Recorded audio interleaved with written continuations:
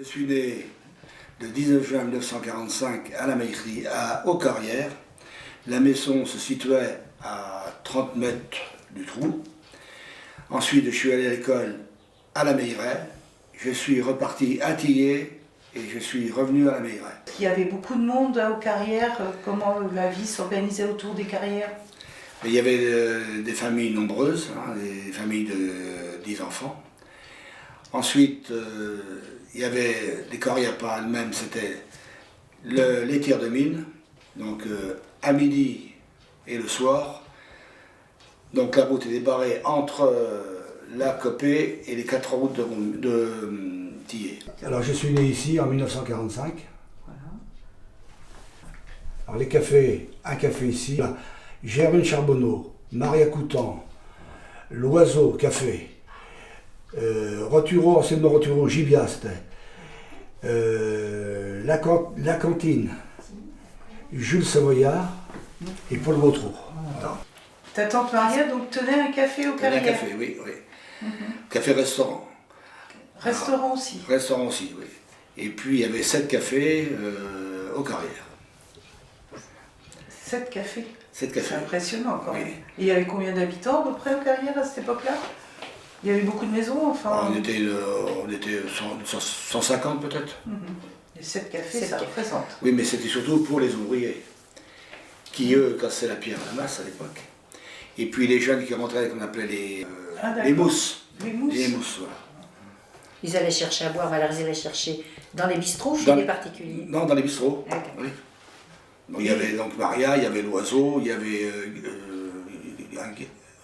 Gachignard, la Copée, Jules Savoyard, Paul Gautreau, et puis la Cantine de café. Tu dis la Copée, c'est une coopérative que vous aviez? Oui. Qui était réservée aux ouvriers? Non, à tout le monde. C'était ouvert à tout le monde. Oui. Et qu'est-ce qu'il y avait dedans? Enfin, on y vendait quoi? L'épicerie, uniquement d'épicerie, pas de légumes, pas de poissons, pas de... De la conserverie, quoi. La conserverie, oui. Ouais. Et dans ces cafés, il y avait une vie? Enfin, les gens, ils venaient pour boire ou bien pour s'amuser? Ils venaient pour boire et puis ils jouaient aux cartes. Ils jouaient aux cartes. Ils jouaient au boule aussi le dimanche, ceux qui avaient des handballs. Et là, toutes les nationalités étaient mélangées, en fait. Oui. Et ça se passait bien, il n'y avait pas de tension, il y avait... tout allait bien. Mais moi j'étais gamin, je me rendais pas trop compte à l'époque. Ouais. Mais il y avait bien quelques tensions quand même. Tu allais à l'école tous les jours de la semaine ou... Sauf le jeudi et le dimanche évidemment. Et qu'est-ce que vous faisiez donc? Le jeudi, jour de repos, on va dire. On s'amusait entre nous. On jouait au ballon, on jouait à la pêche. Et puis le dimanche, c'était la messe. La messe tous les dimanches et les vêpres les jours de grande fête. D'accord. Donc on est occupé le dimanche.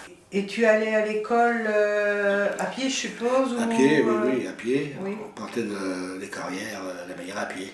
Alors que les élèves, les enfants de Fleury-Michon, on allait les conduire tous les matins en car. Nous, on faisait le chemin à pied. Nous, on nous appelait les pouilleux des Carrières, les pouilleux des Carrières. Les pouilleux? Les pouillous des Carrières. Les pouillous. Et puis Fleury-Michon, c'était un peu la classe au-dessus, quoi.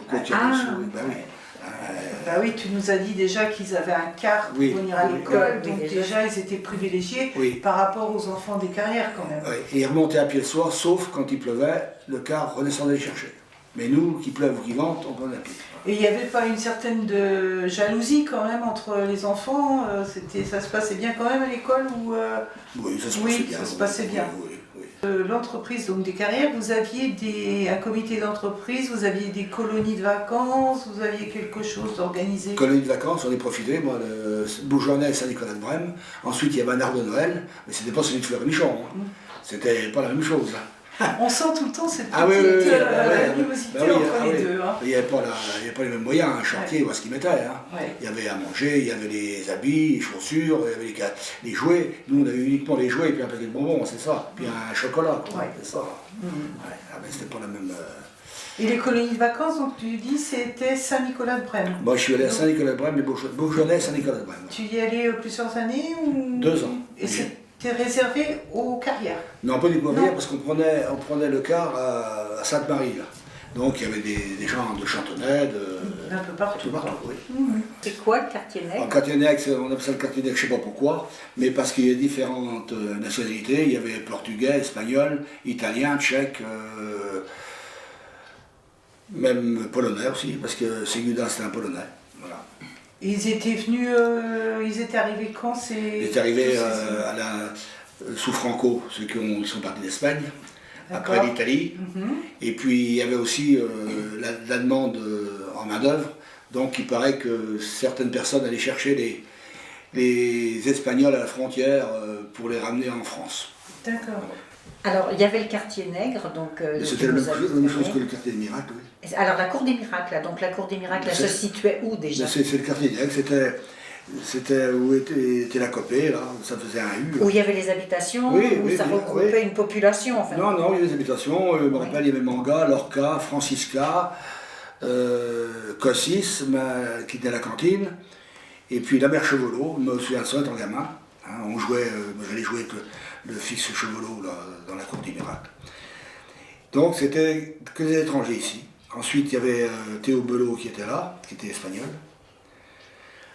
En face il y avait la copée. Et en descendant la gare il y avait les écuries, Jules Savoyard. Et puis on arrivait à la gare, et Paul Gautreau à droite.